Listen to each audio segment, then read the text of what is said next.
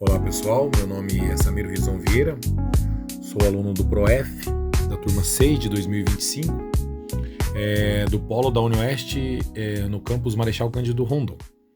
Então o assunto hoje aqui é problemáticas da educação física, a disciplina aí do ProF, e o trabalho que foi pedido ao final da disciplina, que é um mapa conceitual sobre essas problemáticas. Então aí está o nosso mapa realizado. A princípio parece um tanto quanto confuso, mas a gente vai indo passo a passo aí e ver que é bem mais simples do que parece.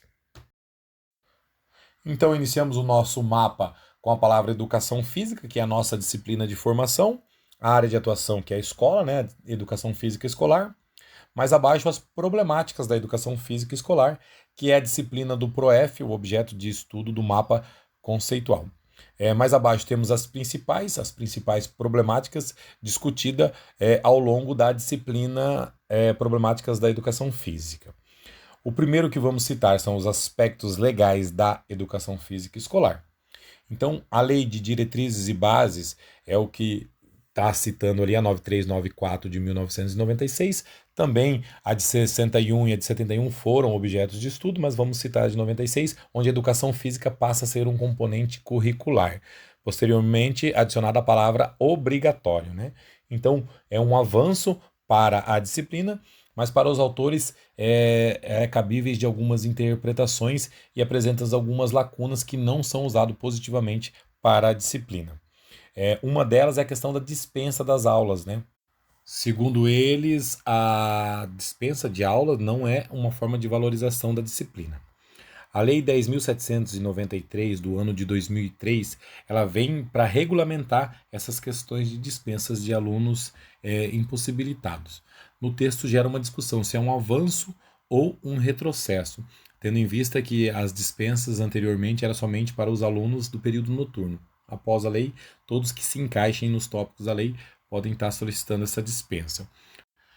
O ápice da discussão dessa lei é a frase que cabe duas interpretações, que diz o seguinte: sendo a sua prática facultativa ao aluno, levantando duas questões. O aluno decide se ele participa de toda a disciplina ou da parte prática que envolve o movimento. Mais uma vez, uma lacuna se tornando uma problemática para a educação física. Outra problemática discutida na disciplina é o abandono do trabalho docente. Então, o abandono do trabalho docente é dado por práticas tradicionais dos anos 60 e 70, voltado mais para a parte tecnicista, onde essas práticas ainda são usadas por alguns professores nos dias de hoje e não atingem o objetivo da educação física, não acompanharam a evolução da disciplina. Outra prática que também é uma problemática é o desinvestimento pedagógico, o popular rola-bola, onde o professor dá o material e o espaço e os alunos se organizam e realizam a atividade que quiserem, sem o mínimo de intervenção ou contribuição por parte do docente, tornando também uma problemática da educação física. E a outra prática existente é a renovação pedagógica ou práticas renovadoras, né? Que essas vão rompendo o ensino tradicional, que é baseado apenas na transmissão de conteúdos, né? Essa valoriza a participação ativa dos alunos, com o objetivo de formar sujeitos críticos, criativos e autônomos. Dando sequência no nosso mapa, apresentamos a relação teoria e prática. A discussão é o que ensinar. Ensinar a fazer o procedimental, a parte técnica, assim como nas abordagens tradicionais, ou ensinar sobre o fazer, o conceitual, a parte teórica. Obviamente, precisamos encontrar o equilíbrio e ensinar os dois, né? Tanto ensinar sobre o fazer, que é a parte conceitual, um pouco da parte histórica também, mas também ensinar o fazer, que é o procedimental, de maneira que desenvolva a criticidade, a autonomia dos alunos e isso tudo se reflita na sua parte atitudinal. Dando sequência ao nosso mapa, vamos falar da indisciplina dos alunos, que também é uma problemática da educação física. Segundo os textos, tem influência com a comunidade e com a família. Então, se o aluno está acostumado a ver os moradores da sua rua, do seu bairro, a lidarem com conflitos de forma violenta, muito provável que ele vai replicar esse comportamento na escola. E se a família tem o costume de lidar com conflitos de forma violenta, mais provável que ele reproduza esses comportamentos na escola, gerando então o que nós chamamos de indisciplina. Ou ainda a falta de estrutura familiar também gera indisciplina, ou a falta de uma família presente também gera uma indisciplina que muitas vezes o aluno não tem a percepção do que é o correto, do que não é, gerando a indisciplina dentro da sala de aula. Então a indisciplina está diretamente ligada ao desrespeito, né? Pois comportamentos inadequados do aluno com indisciplina é uma falta de respeito para o professor que está ali para cumprir o seu papel e para os colegas que estão realizando alguma atividade durante a aula e acaba sendo atrapalhado pela indisciplina de alguns alunos. E também está diretamente ligada à agressão, pois essa indisciplina pode facilmente gerar uma agressão verbal, onde o aluno usa as palavras de baixo escalão quando questionado da sua indisciplina. Ou até mesmo essa discussão se tornar uma agressão física entre os alunos. Juntamente com a questão da indisciplina, foi discutido o afastamento dos estudantes das aulas de educação física. Vou abrir um parêntese em dizer que estamos falando das problemáticas em tópicos, mas elas estão todas interligadas diretamente ou indiretamente. Então, segundo os autores, um dos motivos do afastamento dos estudantes é a questão do contraturno. Em alguns lugares, as aulas de educação física são no contraturno em relação às demais disciplinas. Então, essa problemática está diretamente ligada à problemática dos aspectos legais da educação física. Outro motivo é a repetição dos mesmos conteúdos. Então, também diretamente ligado ao desinvestimento pedagógico e ao ensino do esporte, que veremos a seguir. Outro motivo é o insucesso. O aluno acha que ele não tem habilidade suficiente para estar participando da aula de educação física ou até mesmo a exclusão, né, por parte dos próprios colegas. Então, os alunos que mais necessitam da educação física acabam excluindo por abordagens que não são adequadas. Então, o ensino de esportes também foi citado como uma problemática da educação física. Os esportes, ele deve sim ser trabalhado na escola, ser aplicado na escola, pois fazem parte dos conteúdos da educação física e trazem inúmeros benefícios para os alunos e para a educação física em si, mas a maneira com que vem sendo abordada e trabalhada por alguns profissionais gerou inquietações por parte dos autores. Uma delas é a predominância de algumas modalidades, então o aluno passa de sexto para sétimo, para oitavo, para nono, e as modalidades esportivas são as mesmas, né? O famoso quarteto fantástico, né? Então é futsal, vôlei, basquete e handebol. Então o aluno vai evoluindo na sua vida escolar e a educação física eles têm um contato com as mesmas modalidades esportivas. Isso é uma problemática da educação física, né?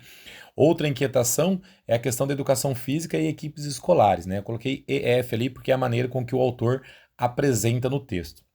Então, a coordenação da escola, a direção da escola e até mesmo o professor de educação física, ele utiliza da educação física para preparar as equipes para competições escolares, né? Então, por si só já é um problema, porque já não atinge o objetivo da educação física, mas ele gera outros problemas que já citamos, né? Esse texto estudado essa semana ele traz uma definição do propósito da educação física escolar, né? Diz o seguinte: transmitir de forma crítica e questionadora os conhecimentos pertencentes à cultura e à educação física. Ao realizar um recorte da cultura, apropriar-se dos aspectos referentes ao corpo e ao movimento, oferecendo possibilidades ao aluno conhecer e experimentar as diversas práticas corporais criadas, reproduzidas e transformadas pelo ser humano. Então aí a gente tem uma definição, segundo os autores, sobre o propósito da educação física escolar, né? Até mesmo quando trabalhamos os esportes.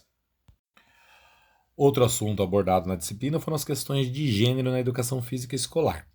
O texto traz a palavra problema, a gente aplicou ali no nosso mapa, problemas esses ligados às questões sociocultural. Então a criança não nasce com esses problemas, com esses preconceitos, mas a sociedade acaba impondo, quando desde muito novo incentiva os meninos a jogarem futebol, a participarem de lutas, as meninas a brincarem de boneca, a participarem de dança, como se fossem coisas distintas, né, para meninos e distintas para as meninas, que não é verdade. A mídia também tem uma influência muito grande nessa questão, quando a maioria das suas transmissões de esporte de alto rendimento é masculino, causando uma falsa impressão de que o esporte masculino é mais importante do que o feminino, né? Erroneamente também.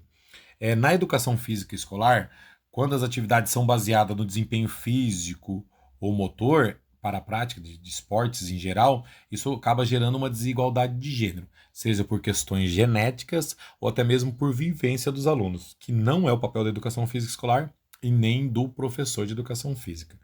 Outro problema também apontado é a questão das aulas separadas, onde os meninos fazem uma atividade e as meninas fazem outra, né? É não muito comum nos anos iniciais, mas bastante presente no ensino médio. Também não é o ideal, e sim as aulas mistas, onde todos têm a oportunidade das mesmas vivências, né? Na sequência, o assunto abordado foram temas geradores. O capítulo 3 do livro Pedagogia do Oprimido, de Paulo Freire, foi discutido. Destacamos alguns tópicos. As situações limites, né, que a gente encontra na escola, que na verdade são os desafios que encontramos na escola. O inédito viável, né, que é a solução para esses desafios, né, de maneira que o autor nos apresenta. E a dialogicidade, que é o que? A solução dos problemas baseada no diálogo. Mas tanto o professor quanto o aluno são sujeito ativo desse diálogo e do conhecimento. E uma frase muito importante ali que eu acho que representa isso é que ninguém educa ninguém, ninguém se educa sozinho, os homens se educam entre si, mediatizados pelo mundo. E para finalizar, as aulas de educação física escolar não têm como objetivo o alto rendimento. É importante a gente lembrar que não é esse o objetivo das aulas de educação física na escola. E assim chegamos ao final do nosso mapa conceitual. Falamos de cada tópico, mas é importante lembrar que todos eles estão interligados diretamente ou indiretamente. Na sequência eu vou deixar as referências para vocês e agradeço a atenção.